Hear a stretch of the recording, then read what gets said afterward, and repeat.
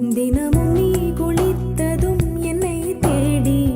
என் சேலை நுனியால் உந்தன் தலை துடைப்பாயே அது கவிதை திரு